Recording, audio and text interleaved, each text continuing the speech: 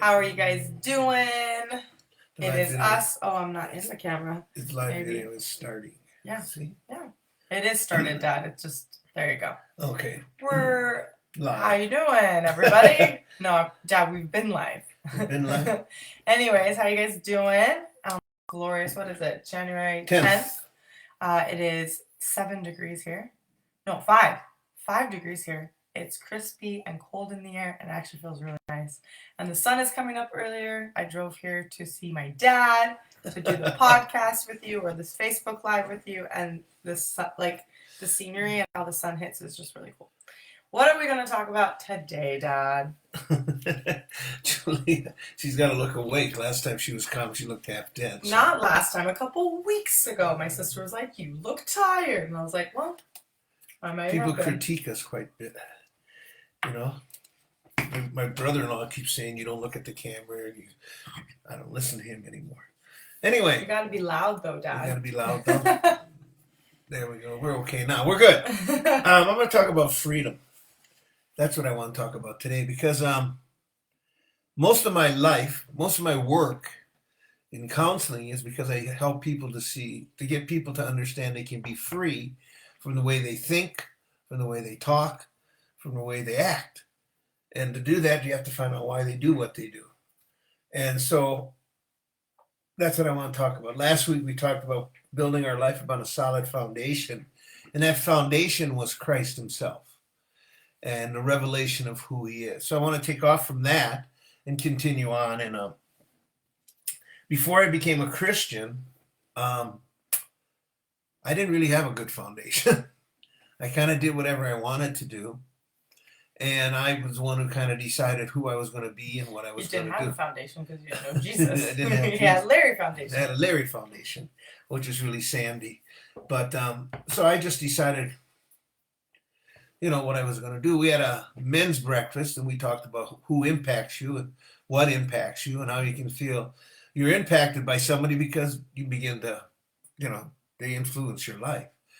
And so we went back and started talking. I was thinking, I just did what I wanted to do, thought what I wanted to thought, and I just lived my life. Even though in some ways, being raised a Catholic, I thought certain things were wrong, it didn't matter to me. I just did them anyway. Justified. I don't think being raised Catholic for you had any influence on your life. Not a lot. It wasn't that it's bad. I'm not saying it was bad being a Catholic, but I don't know. Maybe going to confession once a week. I had to go to confession. Maybe that kind of kept me going. Well, I'll just confess on Friday what I did all week, and just say some Our Fathers and Hail Marys. I don't know if that was the true meaning of confession, but that's what I did. I go with my friends, and we'd have to every once in a while because the parents would send us and things like that. So, but that wasn't freedom. So I want to look back at even my view of God was not right. So I want to talk about that from that point on and find out why we do what we do, which is something I've talked about on and off. And this whole thing on Facebook. Because that is a big issue. So a couple scriptures we'll look at. We'll try to understand them. And the first one is in John 8:32, and the next one's in John 8:36. And John 8:32 says, "And you will know the truth, and the truth will set you free." And when it talks about knowing the truth in this verse, it doesn't mean just your head knowledge. And I read this, and I know it's true. It has to be experienced. You have to live it. You have to do something with it. For example, if I'm a Christian, I can't just say I'm a Christian in my head and think that's going to make everything okay. I have to be a Christian that people see my actions and that my heart motivates it. You see what I'm saying? Because I know people say, when they get, they got in a relationship with this guy or girl and they're saying. So my question is, because the Bible talks about we shouldn't be unevenly yoked. In other words, it encourages us not to marry non-believers. And I said, well, is a guy a Christian or is a girl a Christian is one of my questions when I get marriage counseling. And they'll say, well, yes, he is, but he's not really living like that now. So then how the heck do you know he's a Christian? Because it has to come out. So truth can't just be something that comes in our head.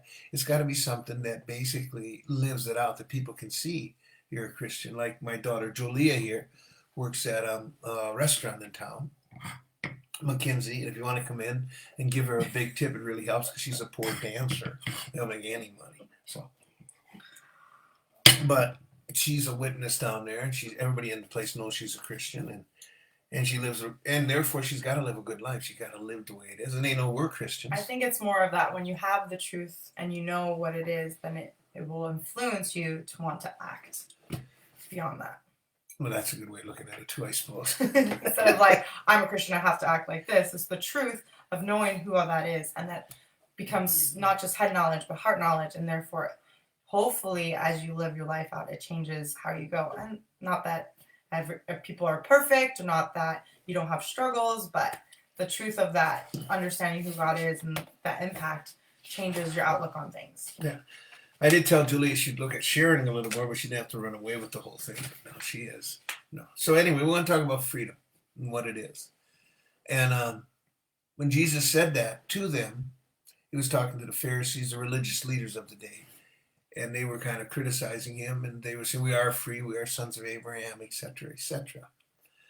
But Jesus also talked about later on, who the Son sets free is free indeed. So this truth we want to do is connected to who Jesus is, because he will set us free.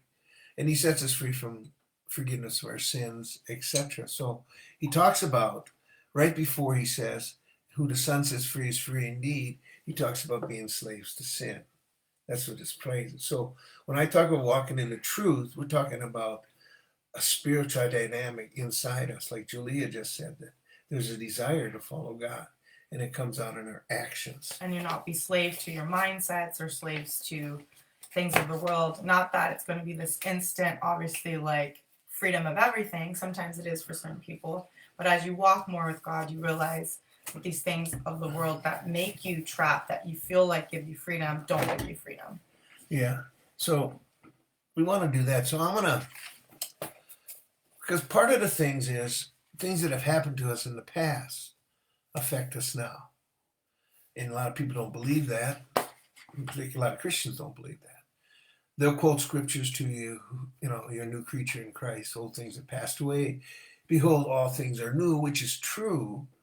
But you come to Christ with a lot of baggage, most people. I got saved when I was 25, and there was a lot of baggage, like a trunk load, a carload, U-Haul. No, there was a lot of stuff. The way I thought, the way I saw things, the way I viewed God himself. That was all. It wasn't based on truth. It was partial here, partial there. But a partial truth isn't the truth. So that's what it was. So there was a lot of things I had to deal with and realize that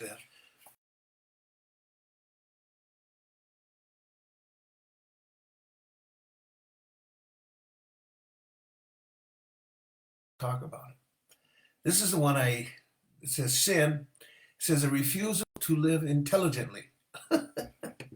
My daughter's how you chuckle. I used to tell my kids, what is sin, Dad? It says sin is stupid. Yeah, so you said that a lot as a kid. Because they couldn't understand anything else. So that's what's wow. good enough. Wow. That was good enough.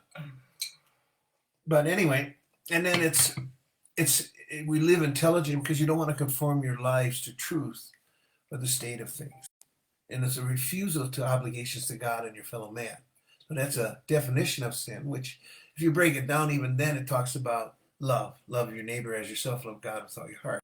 So sin has to do with not loving the way God made us or intended us to love one another, not loving him. So if you don't love, that's what sin is.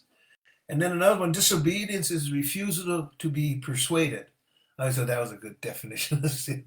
In other words, you know it's sin, and you know you shouldn't do it, but you refuse to obey.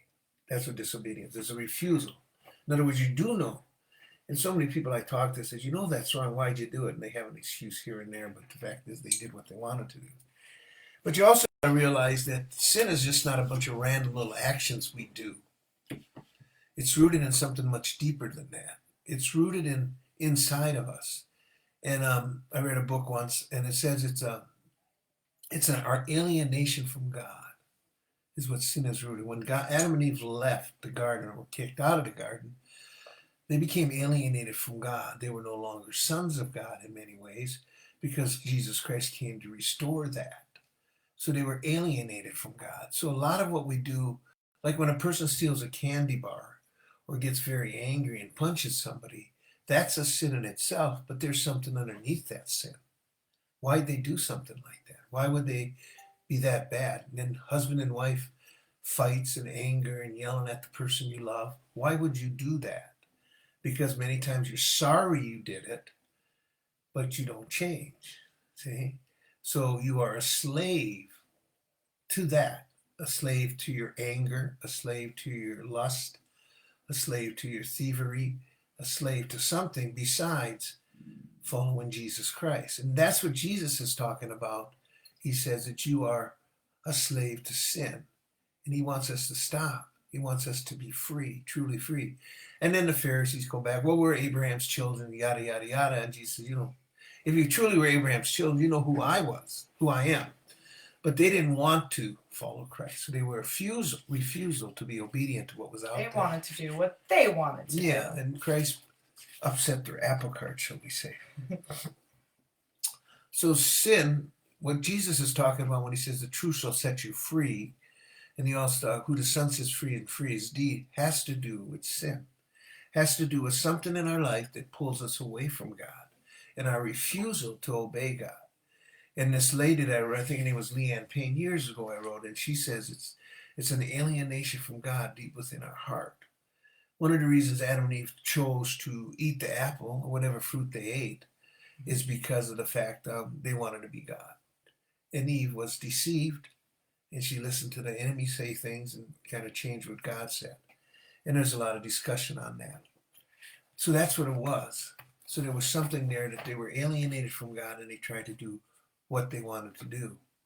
So when we look at why we do what we do, you can't just look at your present situation. Like, why did I get angry? Why did I steal? Why did I lie? Why did I do this and that? It has to do with what underneath all that. Why did you do that?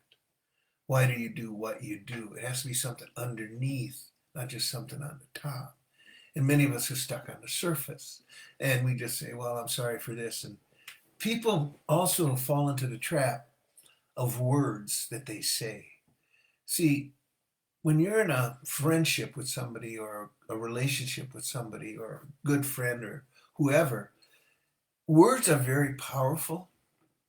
They can speak life or death, as it says in the book of James. Mm-hmm. And yet we throw our words around like it's no big deal. It's just boom, boom, boom. We assault people, we do this, and then, oh, I'm really sorry I called you a bumbling idiot. Well, the fact of the matter, you already did. And it probably went in deeper. And it goes deep into the person's heart, even though there's forgiveness there. Because you're attacking who they are. And when you attack who a person is, those are the deep wounds that come in. And those lead to what I've learned is a soul of bitterness, a bitterness in your heart. Because when you begin to attack who a person is, that produces bitterness and it changes the individual. So growing up, you need to begin to look at, why do I do what I do? Why do I feel insecure? Because sin is one. Other things that are going on. Yeah. Underneath. But also there's other things that affect us besides sin. And they're not necessarily sin to begin with, but they can be. One of them is insecurity, fears. Those are all part of things in our lives that we need to look at and find out, why did I do? Like, why did you steal a candy bar? Well, because I'm afraid I won't have anything to eat. We've talked with girls that have been adopted, how they go into the mom and dad's kitchen and steal food. Yeah. Now, it's not really stealing, but they take food out and hide it and eat it. And the parents say, you can have everything you want. Why do you bother to do that? And then when you get down to it, it's because they lived in a place where they were from, because they were adopted, or the police took them away. And they didn't know if they were going to get a meal the next day. They didn't know if they have anything to eat for supper. So in their mind, I have to make sure I have a stash here and there. Yeah. Now, boy, so it isn't just stealing is the fact. It's the fact that the reason they steal. And because they do that, they are not free to really follow God or to do anything else. You see what I'm saying? So when Jesus says, the truth will set you free, even the word he says to know the truth, it says, who Jesus sets free is free indeed. But the fact is, the know the truth, like Julia said here, has to do with you experiencing the truth, you living out the truth. And that's what it's all about. So why do you do what you do is a big issue. And what we're going to talk about next week even is the areas of darkness in our lives, things that begin to build up in our lives, that begin to form us. And the two scriptures we read today, we're going to keep bringing them up because are you truly free? Are you free to be who that God called you to be? Or are you full of insecurity? Or you think you're past? One lady I recently talked to, she couldn't make a decision to do this particular school. And that was because she had made bad decisions before and she didn't trust her ability to make decisions. But the sad thing is the school's 2 months. So it's not like it's going to big change in your life. What you hitting me for?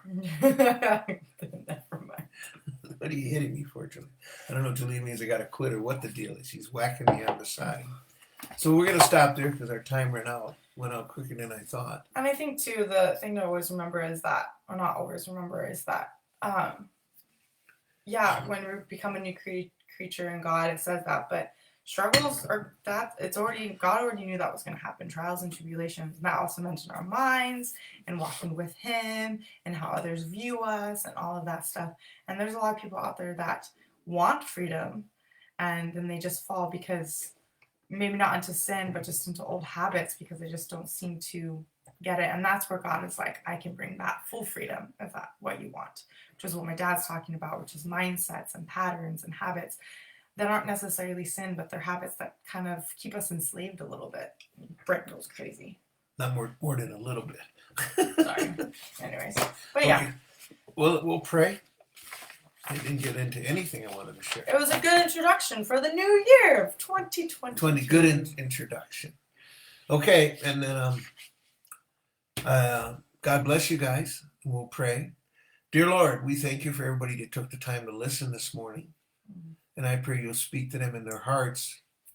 John 8:32 and John 8:36. And they would look at those scriptures and the ones around them and say, I want to be free. That's what they want. And I pray, Lord, that you'd show them how they need to be free in the power that you have to set them free. I thank you for who you are. And God bless everybody that listens. And this is for Angela. See if Julia looks pretty awake now. That's our other daughter. And then my brother-in-law, Jill. He keeps saying, blah, blah, blah. Anyway, we love those guys. I'm glad they watch us. And God bless you. Bye, you guys. Have a good day.